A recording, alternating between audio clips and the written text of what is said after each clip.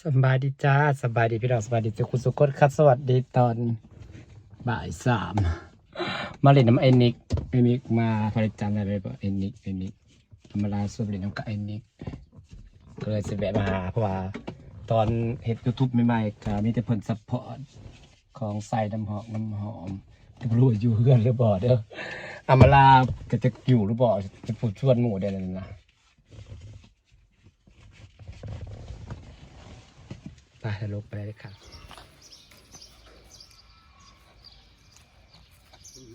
ยังเฮือนปะไอ้แก้วพันได้ลงมาซ้ำอ๋อ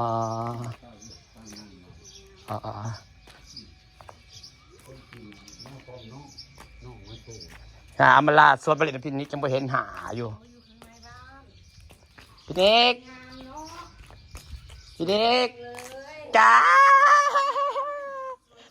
อามาลาชวนดูบ้านได้บ่ได้เห็นมันอยู่ดีนะเขาบ้านกันเนาะโซฟากับโอเคเลยที่แท้ก็หักโซฟาเนี่ยสำหรับโซฟาเขาบอกถือได้อยู่แล้วนะถือแล้วก็งามพร้อมถือแล้วอันสุดยอดของยูพูดแต่ว่านั้นมันเป็นหนังอันนี้มันเป็นอันนี้มันเป็นอันนี้มันเป็นยังก็ผ่ากำมะหยี่อ๋อผักกำมะหยี่มันเขาบอกดูแลง่ายหรอกเนาะอะไรเงี้ยแจ้งมาแล้วไปอะไรมาเลยไปอะไรมาอีกเสียนางพี่มาเกี่ยวกับลังสิมานางวะป่วงขนาด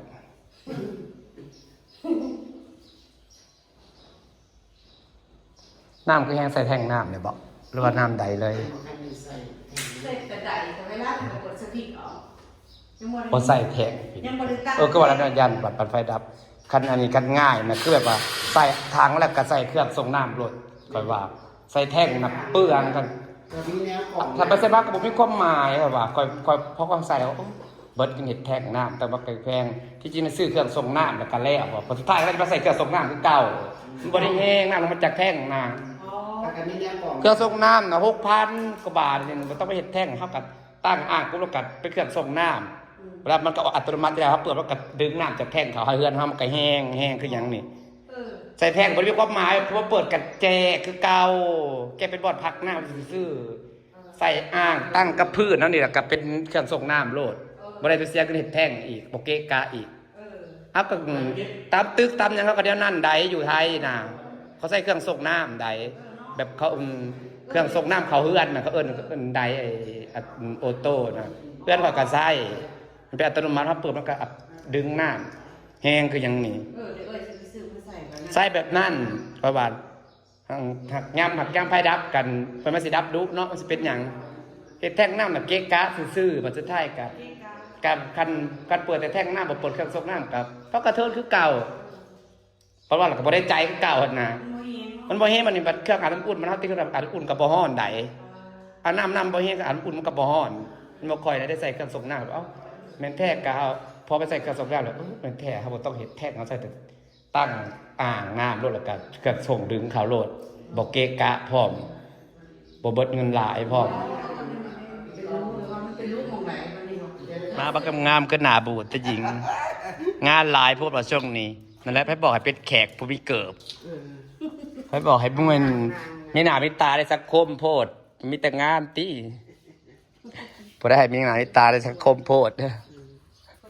ตอนมันปากแดงอยู่เลยมากที่สุดใส่ตีนคัดปะงามปันนี้เขาสิก้าวคัดจิบ่สาวสุดดำปวดเหนียวได้มาได้ไปเหนียวกันนะครับ มันอ้วนเลยตัวปุอยู่นางอ้วนนางงามนะคะมีสีมีใสอันนี้เป็นขี่รถมาแต่ไทยเลยพี่นี่ช่วงอยู่กับอมราแรกๆน้ำหอมลองถอกลองท่าไม่แต่พี่นิกซื้อให้พี่น้องเป็นซัพพอร์ตหลายอย่าง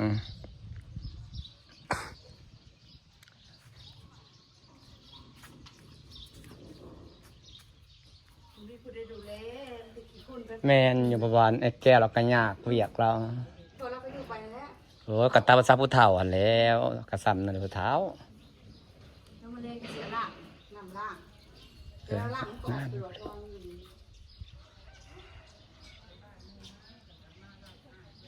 เจ้าของเฮือนเป็นมาตรวจงานแล้วพี่น้องก็ตั้งบ่ละเอียดดีเทเอิ้นเนาะ มันละเอียดของปุ้งเป้งๆหัว มึงแม่กระเบื้องนะเขาว่างานเขาว่าเฮือนเขาบ่ละเอียดอย่างนี้แห่งบ่ละเอียดกว่าข่อยอีก มานี่ให้ตำรวจเอายาแนวมาปิด เนาะข่อยว่าเฮือนเขาบ่ละเอียดนี่แห่งบ่ละเอียดกว่าเฮือนข่อยอีกต้องมีคนคุมคนเบิ่งหาบัดเบิ่งบ่เป็นบางทีกะเบิ่งบ่เป็นมันมีไผเว้าแล้วเขาเฮ็ดท่าเอาเขาเฮ็ด บัดจ่างใจเต็มปึ๊บสีราคาอะไรคะ ตั้งบทละเอียดนะมันบทละเอียดคักอะไรเพื่อนอำมาลาแบบมีเราคุมจังหวะนั้นยังละเอียดจังเนี่ยอันนี้บทละเอียดหลาย ก็อันนี้มันหยุบหรือเปล่าเนาะ จักป่อมันเข้าเห็ดบทละเอียดค่อยว่าปยุบไว้ปานนั้นดอก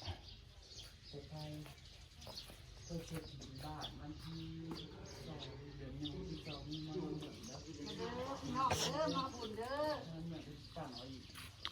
มาบุญน้ำกันเด้อ ขณะยังเกาะ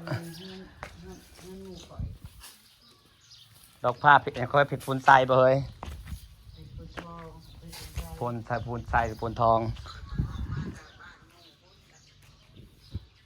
จ้าวันที่2ค่ะมีหมอรำนะคะ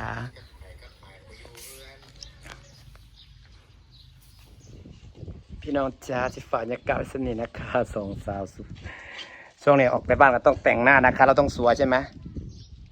เพื่อราศีจับเพื่อจะได้รวยน้ำเขา